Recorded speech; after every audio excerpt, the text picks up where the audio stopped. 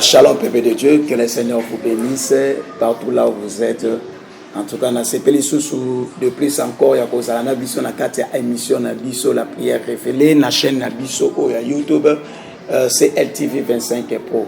En tout cas, tout le monde bisika Zwami, en tout cas, Zamba Pambola Bino, na Zwaki ba message, ya ba de komususu ba ebisina ke baso landa to sepeli en tout cas. En tout cas, Nzamba Pambola Bino Biscanio sur les Zwami Bino, na sepeli penza makasi, na moni en tout cas vous êtes vraiment branchés na kati émission na biso pe na chaîne Oyo, ya CLTV 25 Pro. Lelo to zali na invité na biaza invité na kati ya émission Oyo. Il y a prière révélée. Mais la émission sur la chaîne on l'écara déjà. C'est vraiment un papa que j'aime beaucoup. C'est vraiment un homme de Dieu que je respecte beaucoup. Il aime sa partager na biso ko sala exhortation pendant 15 ou 20 minutes na kati ya thème na biso ko boyebi ke tozanango sur la délivrance avant la prière. Mais avant na kende pa inaye na osenga na biso biska boswami to sala pour te prière moko il y a quelques minutes kaka. Wana to fungola to tika nyonso na maboko na nzambe lolenga makomi na nzambe lobi alobi sama vous ne pouvez rien faire alobi soki ngana kamite ozo kambasa musala punda wale poko kanyi misuna yo na bondeli. Père éternel Dieu d'Israël, par le nom de Jésus-Christ de Nazareth, notre Seigneur et Sauveur, j'abandonne et je laisse ce moment entre tes saintes mains.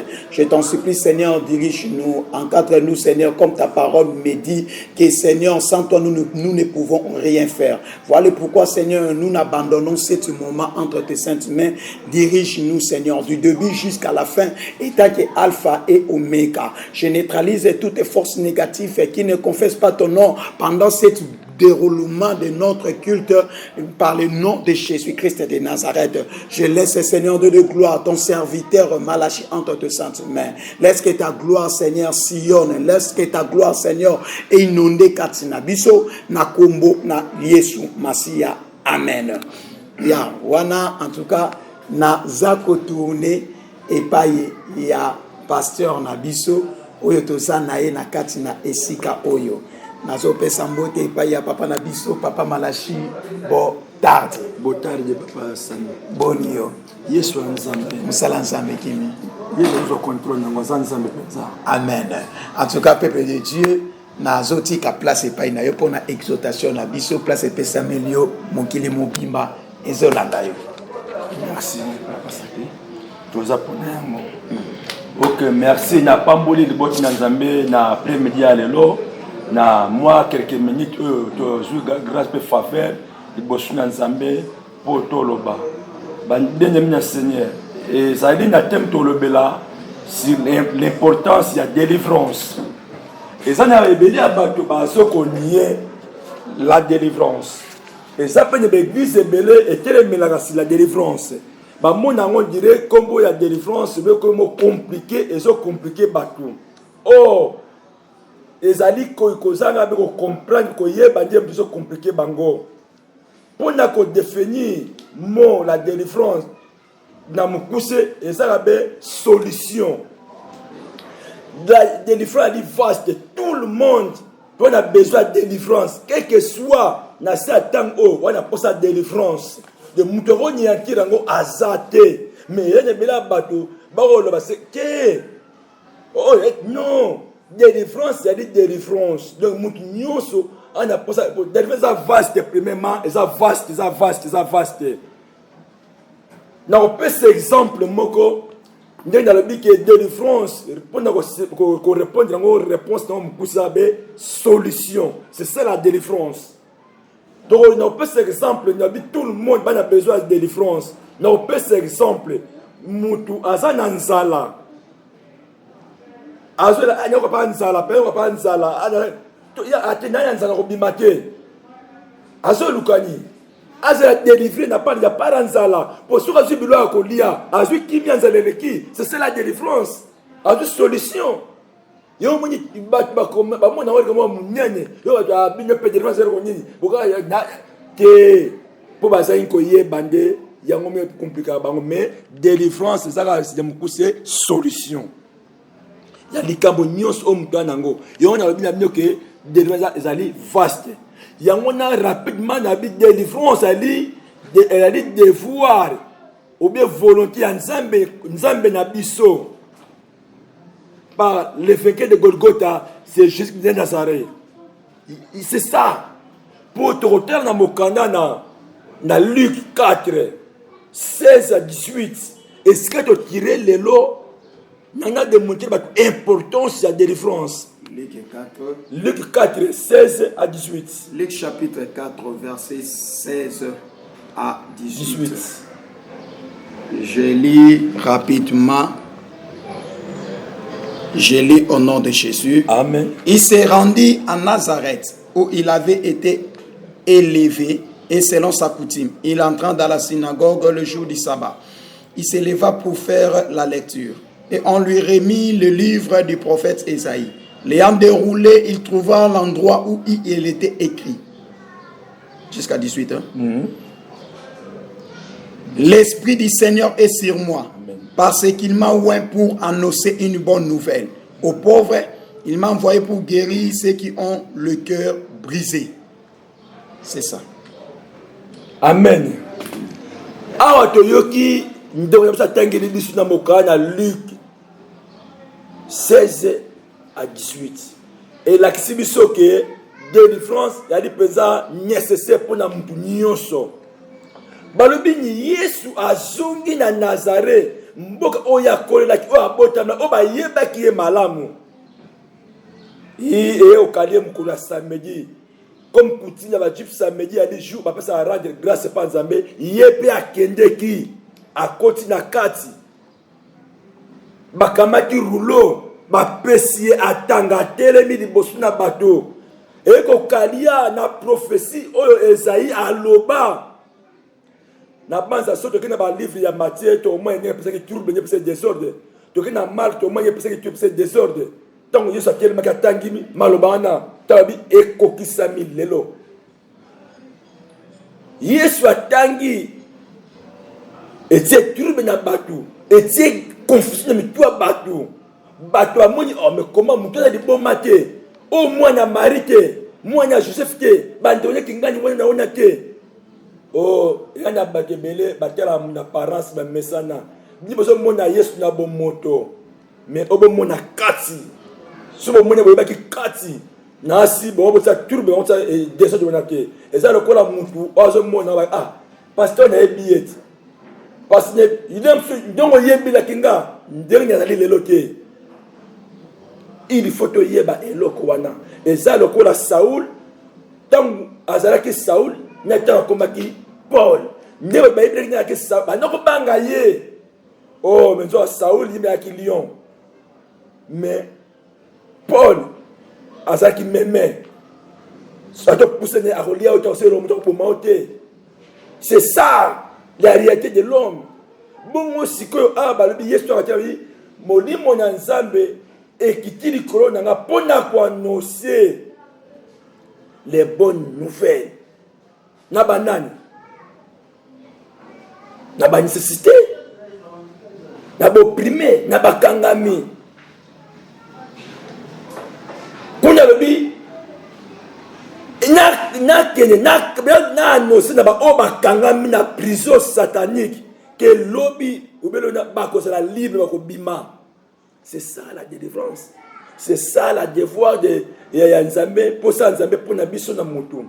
Yo moni mutu nyonso na se atango oyo il faut aluka azala délivrance na yene ko mo songolo parce que maman nanga na mono na moso réalité moko to botama na ba famille il na kat na ba famille to botama eza ba réalité belé na kat na ba famille to kuta ba loi établie oh c'est tellement ezo ko luka biso il kat na ba loi établie oyo papa ezo ko présenter bosna Nzambe loi to monaki le Moïse était en Égypte a kutaki loi a empêché Moïse sukanango bakendai ko bois kaye wapi na mai parce que loi e bana ko c'est pas comme une barrière liboso na Moïse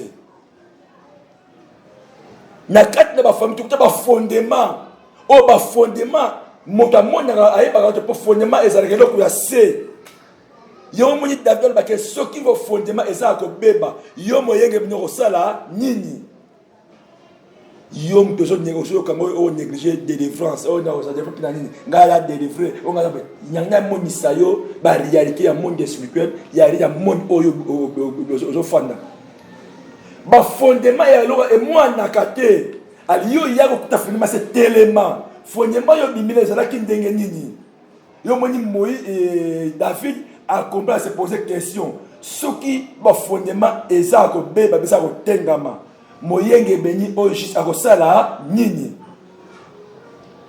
to longi ba fondement to kuta ba impact déjà tracé lié et loko ko chapeau kima ezake tant ozo longo na ba impact okuti oyo kuta ba se ba sala ba lion satanique oyo ba koko na biso bazalaka bato ya mabe parce que l'alliance sans le savoir, il y a ce que ça dit comme la face A, face B et sali. Il y a la délivrance. Il y a l'importance de la délivrance parce que to kuta et que l'alliance est tellement l'alliance la dit pour nous acquiser biso pour nous problème biso na nyoto ko sala parce que le monde spirituel va respecter et le que lobi alliance. Et il y a valeur makasi. Nazo pesa ka bi ba c'est parce que et loko ne yo loba il y a les résultats nango o nzambe jo pesa so grâce to ba yo fungula et loko moko na mikolo ya mais pour na lo na mo importance ya délivrance pour biloko nyos exact tout zinga na yo o c'est que il faut obima na kat nango na kat na ba alliance to kuta ba force ya ba lien établi o ya di singa so ben da famille etambola nyos mimi lokolo papa maman na lo na mutu moko ko skapa ngote soki lié est tellement na famille na binote beaucoup fera na 40 ans na 20 ans yeba que yo après 39 ans yeba ko 40 ans oko passer que ce que la délivré et ko kanga ba lié à les singa ma famille c'est ça la première ya délivrance au moins na lien au yo ko force de cordon ombilical et quelle est personne qui se pose contre yo et ce katango et ce tumbango pour force de cordon ombilical et ce ko ramener biso et zongisa biso na bandaka ba parents na biso ato keyo et ko benda yo na on peut citer exemple moko ya patriarche Abraham auto biga ba na Abraham yoka Abraham abimi akei ko réfugié en Égypte akende bakina mos na Sarah oyo bake mon cœur yoka Sarah bake mon Seigneur tala valeur na opesa Abraham mais Bible lobi tango bakoma ke kuna Abraham wanganya kiabike c'est ma sœur abosa deke ba force à cordon ombilical et zoko ekotelemela un jour na sima maman batongo ça de kambu tala pe sima na sima zo tika nani ko tika nini yeka saka ande na kosele kinango meleka kite na sima atiaki Isaac pina tana epe asifika na ke réfugié yepe akei oh force à cordon ombilical et telemela sur Isaac et kangiye oh Rebecca moi ça bana ko linga moi c'est fois na ye mais ba komi kuna awanga si Rebecca ke moi sinanga ta la force ya cordon ombilical ndenge etelemi liboso na Abraham liboso na Isaac na ki objectif Isaac ko na papa na ye Abraham et si di wana na ko poser exemple pour yeba force à cordon ombilical Isaac a bossé na sima yepe atiki oh Jacob aye ake kosa papa na ye tenga Esaü c'est vraiment qui Esaü ta la force à cordon ombilical ndiko so mema et so malibote Abraham mais promoter à force qui nani ta la pas bandela ki yangona il faut délivrance na ferme c'est importance et longo nango na Jacob bia na kosi nanga na zui o na nanga po yozo kosa po ozwa o na poste na mwana mais yeba ozo na sima eleki nango yeba Jacob yepe na descendant ba ko laisser ça c'est matanga que papa mwana bolingo akufaki to moni rob na ye tala ba nyama baliaki yango t'as la force à cordon ombilical et pas les autres tambours, les autres mamoutou. Papa, maman, si on néglige délivrance, Luka délivrance na yo. Libotani yo bimela, famille yo uta. Okuta biloko se tellement écoutez mi l'appelle yo. Ça au vouloir pas au lingo dingate. Ceux qui ont le kinamo délivrance écoutez mi la éco bloqué yo.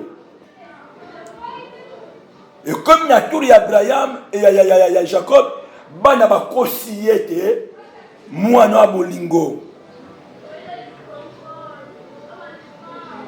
akufi et lambanye yangoyo banyama baliye. Sera que Jacob ayeba kiango et longa ngai mbuna ngam na be promoter loko et a dit force à cordon ombilical.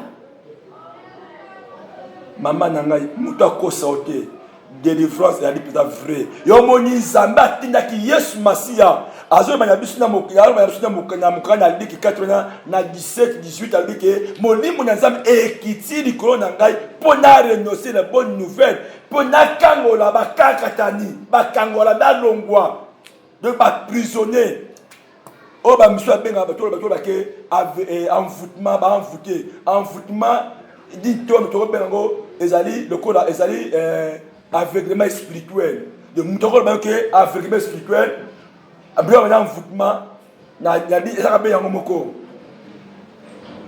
yangwana eza nécessaire, c'est important na mutu lelo il faut la délivrer so ça non délivrer un jour au bando retourner ka bisika wana au ko développer te au ko marcher te parce que cordon ombilical et côté de comme barrière ato kimiango et ko benda yo tala na pese exemple ka be ya Abraham de descendants Abraham ti na juste ya kan juste Abraham na moni si cordon ombilical et tellement pe benda ki bango kaka ezali cordon ombilical ke ezali biloko bele o bakomona ke lien ezali eloko musu cordon ombilical ezali eloko musu na tali si cordon ombilical force nango na tespe lien ndenge marchaka na vie ya mutu na lobaki na kati na lien ezali singezo marche na mabino ata okimi oboyi yango ata oza pasteur oza prophète ata oza bishop oza nani cordon ombilical ekobenda yo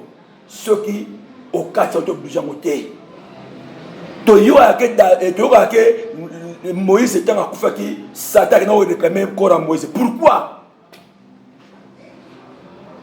Il y a dit ba force à cordon ombilical, puis ba force il y a lien. Il y a famille qui a représenté le bossunaye. Il y a un c'est que il y a pas que kiseye. Yo quand c'est qui facile Moïse a bombé, c'est pas de facilité. Aïga ba bomi mbala mo sango banga station. Non. Il y a des forces à cordon ombilical, puis il y a des forces à lier, il y a des bottes à bimela qui pour décoller les filles, bon maka. Les bottes à momenter à violer les moi si. Il force wana. Il y a un qui est Moïse. Et ça a été bloqué Moïse. Il y a une délivrance, il y a des nécessaires dans la vie à Moutou. Si qu'on y est la délivrance, le cas de délivrance parce que tu as ma famille. Ceux qui te sont ici, tu as Jérémie a lamenté dans le lamentation 5-7. A dit que oh, on a vivre de l'eau. Naïté moutna lukango. Naïté moutna provokango. Mais bat ba lukango. Et si ba kufa. Banani. Banset na biso.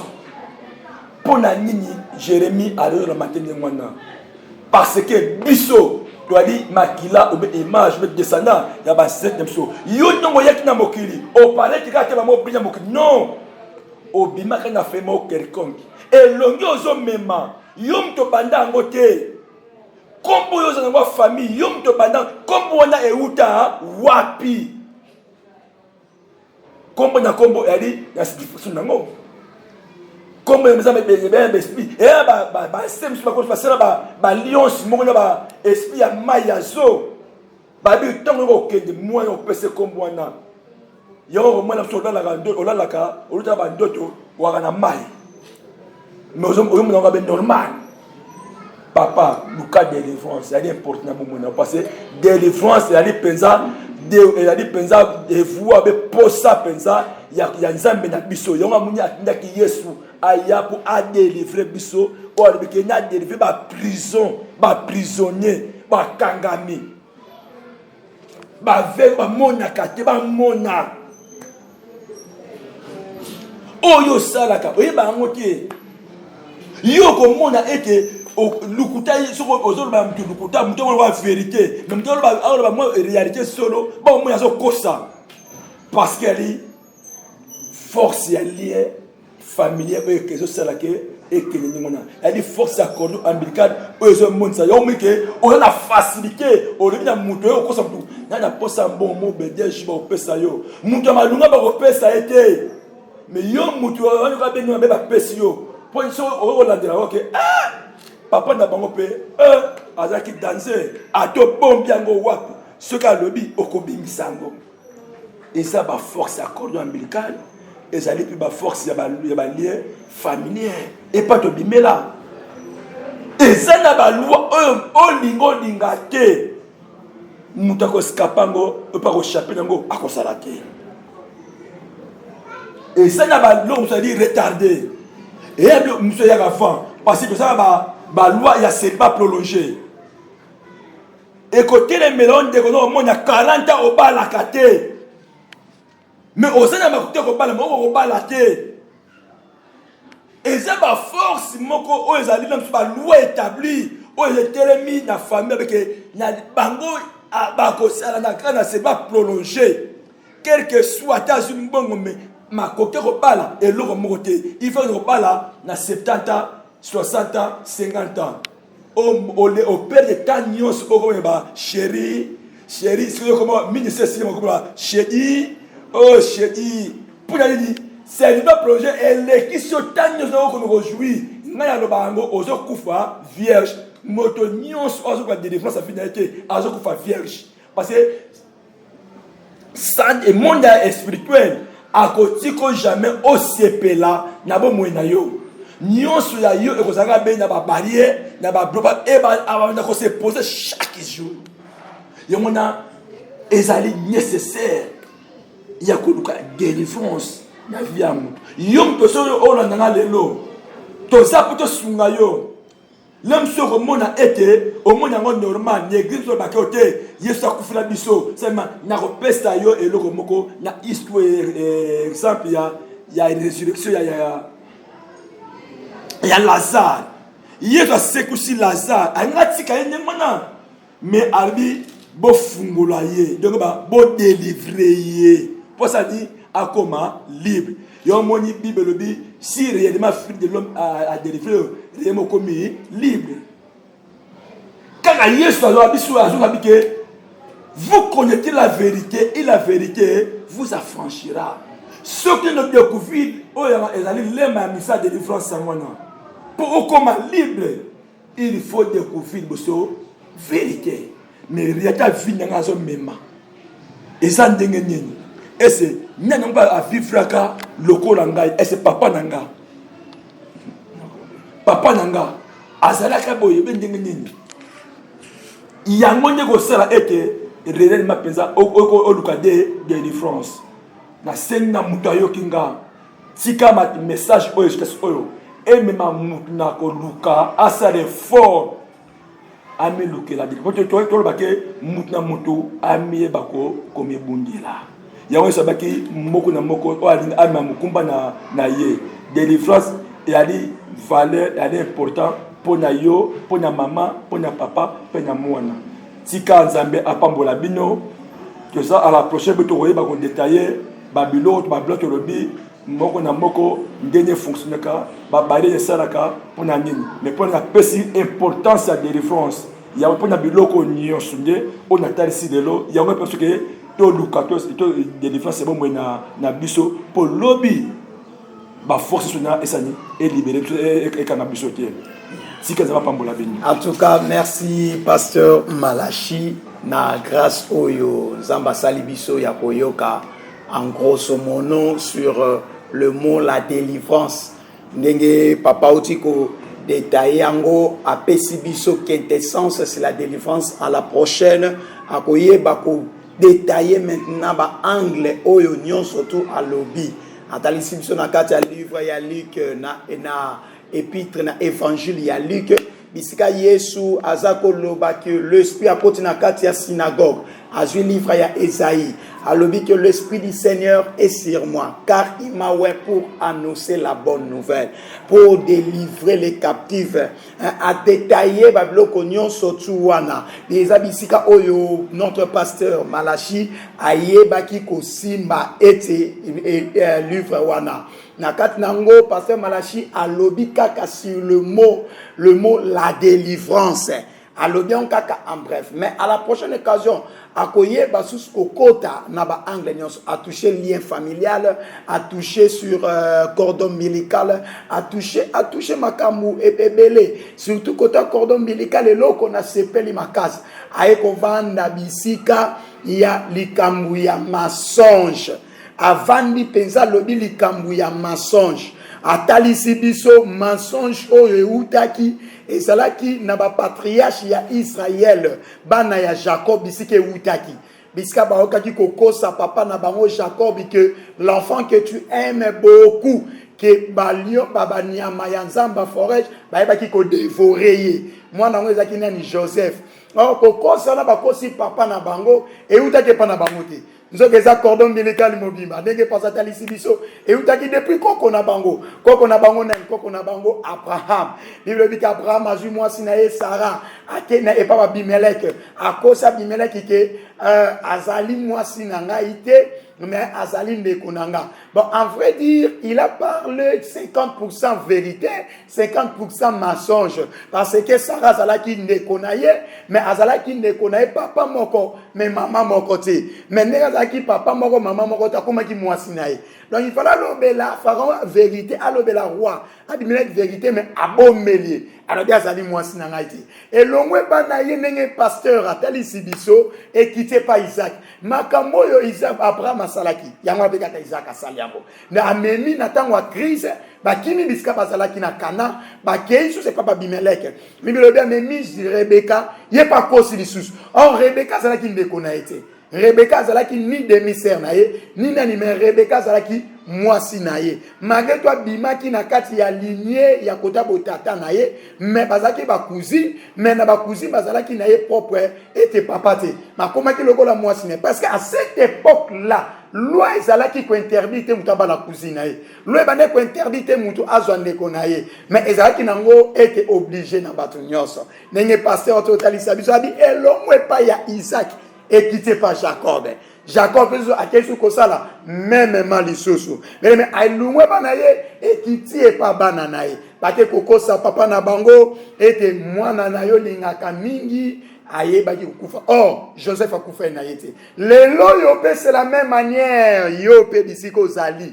Bien-aimé, tala non langage na yo. Peut-être des accords minikam des okamo parce que na yebi bato na balokuta ndenge paso so lo bana suka. Mutu so lo bana yo. O kazani ti vérité.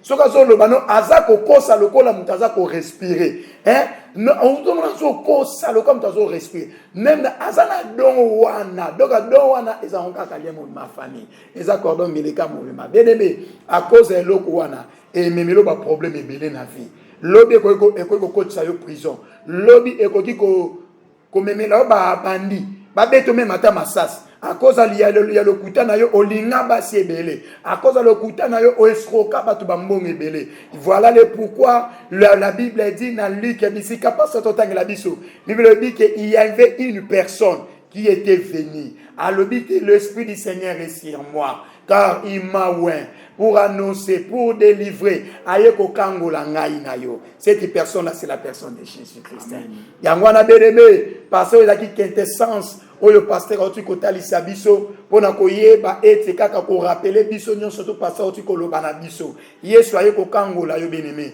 ezani pasteur Malachi ko kangola yo ninga pe na ko kangola yo parce que moto akangola ezaka Yesu Masia Bible dit les cavaliers sont faits pour la guerre mais la délivrance vient de l'Éternel bien-aimé natika na ye biso bisiko so amiwana moto ko kangolo na citation za na mweza Yesu Masia soki mi pese pa na Yesu soki luki Yesu soki bien-aimé oluki Yesu ensemble na biso na kati ya émission oyo la prière révélée na kati bien-aimé même ata na l'église tout autour na yo oke ko luka Yesu na kati ya église wana na solo ba bisika o ba so témoigner Yesu na bomo le Seigneur en tout cas merci beaucoup et pas notre pasteur et puis pasteur Malachi na grâce à Salibiso ya koyeba ko définir biso sur la délivrance ya on a osenga no kanga misu na yo to bonela pendant quelques minutes parce que t'as na biso ekei to sali déjà 30 minutes to comment qu'on est vers la fin au kangi misu na yo to so bonela que to bonele pas ensemble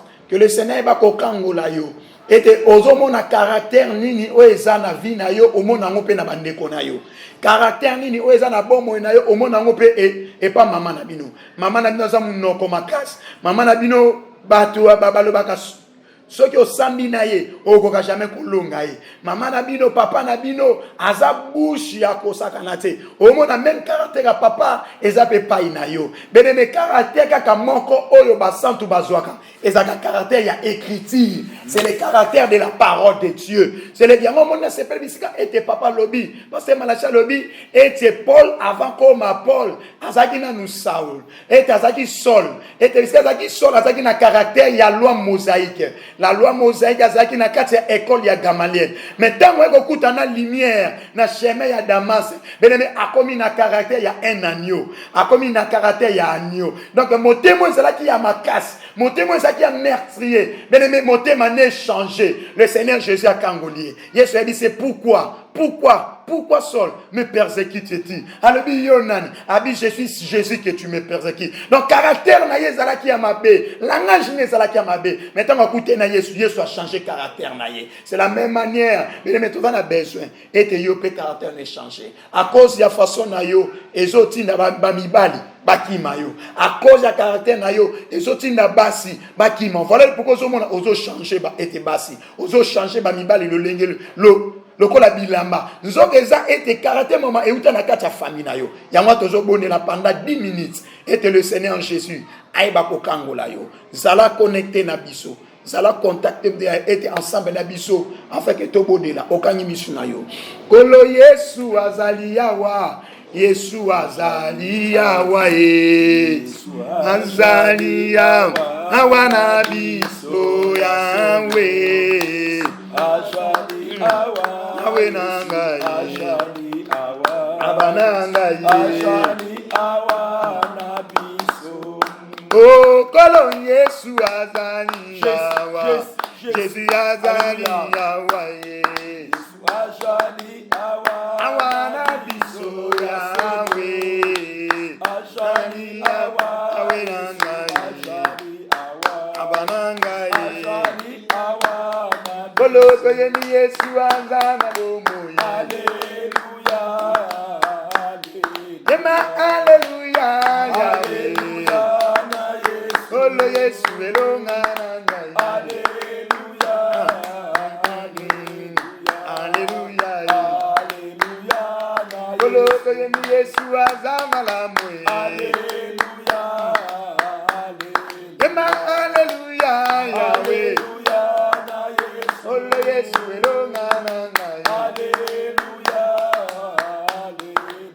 haleluya haleluya na Yesu oh ngai nakutani na Yesu nakutani na Yesu nakutani na Yesu nasibo oh Yahweh nakutani na Yesu nakutani na Yesu na Yesu nasibo olo yeni Yesu azana bomo haleluya haleluya Yahweh olo Yesu elonga nangai haleluya haleluya haleluya na Yesu bene mo bando bondele pa na nsambe bisikle zo no bani koloba na Seigneur vi na ngeza na besoin na yo parce que délivrance ezo ute pa na motote délivrance ezo nde ute pa na yo no ba koloba tali singa ke moto apesa ka délivrance ezayo Yesu Masia no ba kolo nazo mona ete caractère na ngeza mabe ba bazo sepela na comportement na ngate ba bazo sepela ete na façon na ngai te na moni vie na ngai eza la même manière vie au papa na nga lekaki na moni vie na nga eza même vie pe o ndeko na nga leki na nga yaya na nga pas au passé na ko comprendre que eza cordon milika o ekangi biso yango na Yesu naza na posa no na vinanga naza na posa no na kata bomo nanga yaka yako kangolanga oboneli na kombo na Yesu Masiya c'est le nom de Jésus eda bosheka na maraba obansamba boboyi abonele pana yo nzambe na longa obonele pana yo samba kombo na Yesu Masiya nzambe na termi pona presenter kangola samba dika oni samba bayoki message onyoso bazoyo message abonele samba ya ba force ba kolwa médical nzambe ya kati ya nzamba lola afeke bakoma libre na tele nzambe nzambe yesu kotaki na Jérusalem olobi na badisiple okende omona na mama na mwana ye bakanga banya singa bofungola bango nzambe na bondeli yo yesu Masiya tikake bayesu papa baanda kufota quelque soit na niveau nango de Jésus na quatrième génération na bango na quatrième génération au nom puissant de Jésus papa nakamati loi établi na longoli yango ezokende bato barrière likolo na bango nzambe na lola papa. La Bible dit dans Luc 19, il nous a donné le pouvoir de marcher sur les serpents, sur le scorpion. Sur toute la puissance de l'ennemi, il a dit que rien ne pourra nous nuire. Voilà le pouvoir de nos autorités. Il y a été lien familial. Obani ko kwa isango. Obani ko être na kati lien nyonso. Oeza ko kangangai. Na lien ya famille. Oeza ko fungola ba porte. Na ba problème, na ba esprit ya problème na kati ya vinanga. Obani ko être na kati yango. Okone na kombo na Yesu. Na tele na okata. Lien nyonso était na bana nzambe. O bazo yoka maloba o lelo. Bana misia vous a délivré. La libéré na lien familial. Ya tata na mama quel que soit ta des années. Papa na tele na maintenant, au nom puissant de Papa, merci. Loi établie, efface à go. N'a ma grâce, Masiya. Mais pas fait, papa. N'a bloqué à go. Mais n'a pensé à go. Au nom puissant de Jésus. Papa, ma barrière mieux se télémi. On se positionner. Au nom de Jésus. Todo chité. Tozo bonde la pona ndeko moko atindaki message. Ete epai ndeko na biso.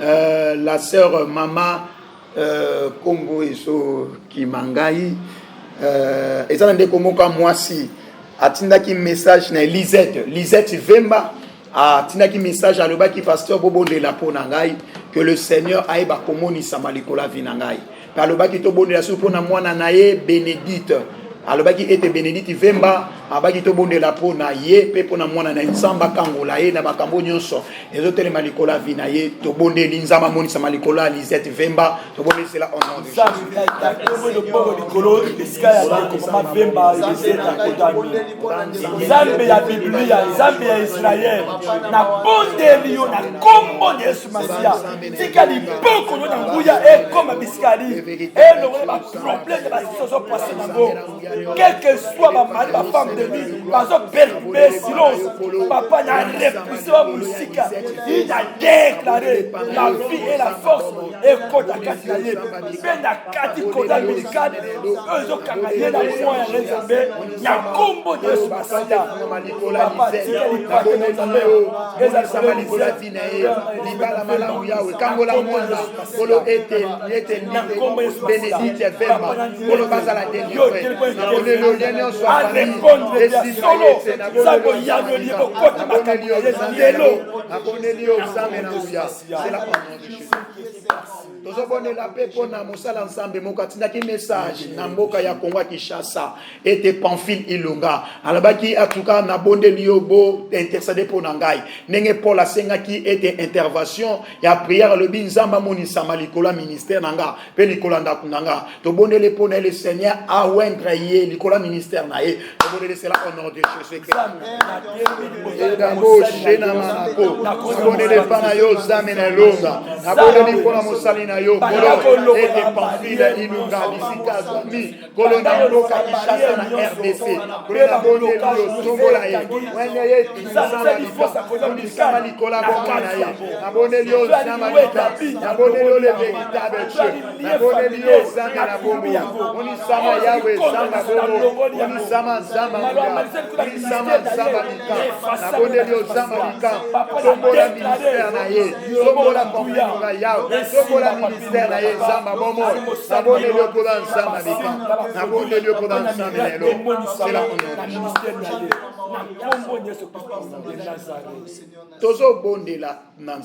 que le Seigneur aïeba et te kokangola bato nyonso bakolandaka émission oyo na sima ataba oyo nyonso bakolandaka ngo inane ataba oyo bakolandaka après 1 mois ataba oyo bakolandaka après 6 mois et émission oyo ekangola pe bango to boni na kombo na Yesu Masia Zambe na Israël Zambe ya Biblia Zambe ya bomboya papa na bonde liyo na kombo na Yesu Kristo na rotika bato nyonso Zambe oyo basala na mission oyo molimo na Nzambe et accompagner bango kota kati na bango po ekangola bango bakomele na libre bibi soki mwana moto a libéré yo lema komi libre avec ya solo Nzambe chaîne oyo et libéré ba kangami et libéré ba opprimé et guéri ba maladie et purifié ba lébré au nom puissant de Jésus-Christ de Nazareth.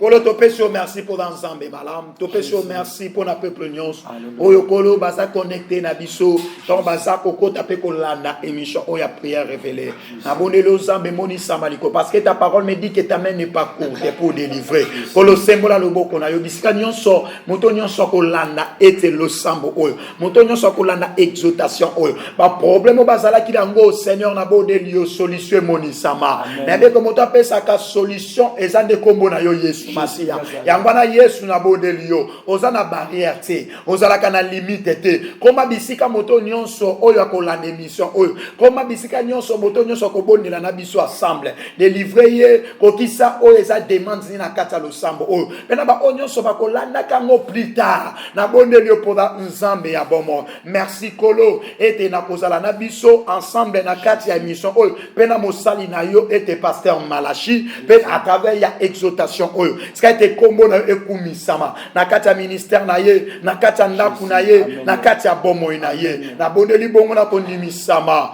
kolobi lokola mutu moko merci Seigneur Jésus Christ amen ya tobeteli Yesu mabuku makasi. Que le Seigneur vous bénisse. Surtout comme Awatokomi Nasuka vraiment na pesi sous merci.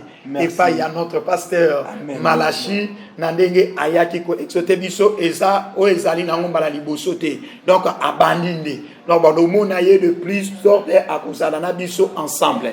Donc ce qu'on a besoin na ye pour mon numéro eza ko circuler wana ezoro leka otindi message na yo Regina biso akoye ba kokomisa message. Ce qu'on a besoin était on a besoin de prière, on a besoin de conseil, on a besoin d'être consolé na biso otini kaka message na kata numéro o eza koleka wana soit to contacter biso même matana WhatsApp to yeba kosolola na biyo couper kopesa yo ba coordonner ndenge eza koleka yango na koloba na yo susu. Mesdames, la Bible dit nous sommes sauvés pour sauver les autres.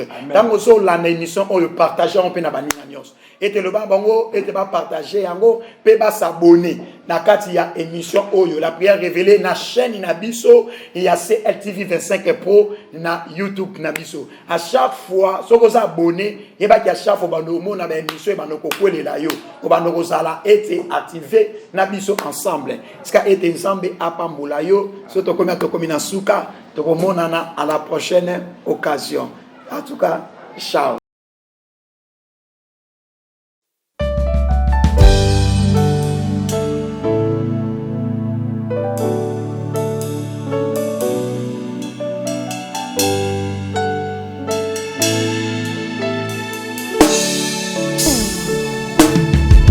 Il est le roi des mots salis. Jésus.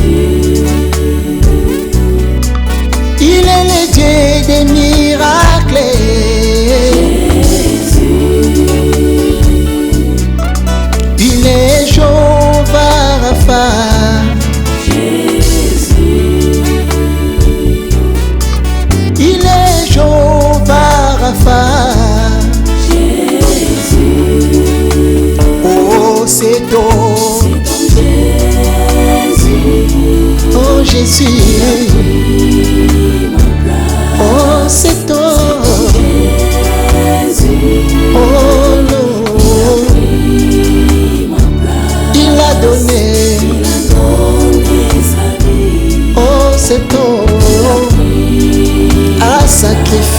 sa vie pour nous. Oh, sur la croix, en retour, je vais l'adorer. oh, en retour, je vais l'adorer. J'ai l'obligation de le louer. Oh, en retour, je vais l'adorer, car il mérite d'être mon Dieu.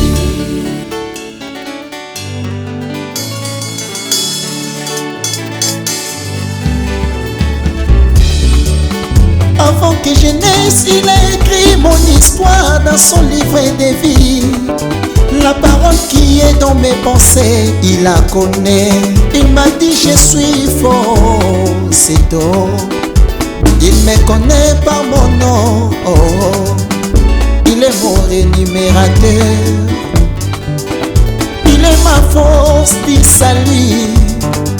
Il est ma solution, oh, oh, oh, oh. Il s'appelle Elohim. Kombo na ye nzamba bitumba nanga. Il s'appelle Adonai. Kombo na ye le Dieu tout puissant. Il s'appelle Elohim. Kombo na ye nzamba bitumba nanga. Il s'appelle Adonai. Kombo na ye le Dieu tout puissant. Elombe, Elombe, Elombe, Elombe, Elombe nanga. Elombe, Elombe, Elombe, Elombe, Elombe nanga. Elombe, Elombe, Elombe, Elombe, Elombe nanga.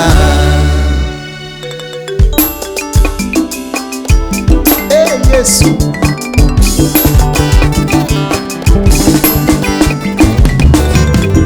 ozana liye Elombe. Yesu na bitumbanaka ozana liye Elombe. Yesu na nafunelaka ozana liye Elombe. Yesu obokisa bato babota bake Elombe. Yesu elonga bitumbanaka Elombe. Yesu ata na butu na bakaka te Elombe azali ye Elombe. Akufa asekwa lisekwa na ye eyakisi biso toyeba aza Elombe. Elombe, Elombe, Elombe, akufa asekwa lisekwa na ye eyakisi biso toyeba aza Elombe. Akamwisanga asekwisa bato kino na kati ya limita. Nabengaka ye Elombe aza makasi nanga. Na nzela makila ye bolongi asalinga koleka balongi aza nani ye Yesu babenga ye mwana Maria na realite mwana Nzambe oyo mwana nini aetiska liboso baboti na ye mobubi molongi ye alonga masumu ye alonga maladi ye nini ekweyisaka ye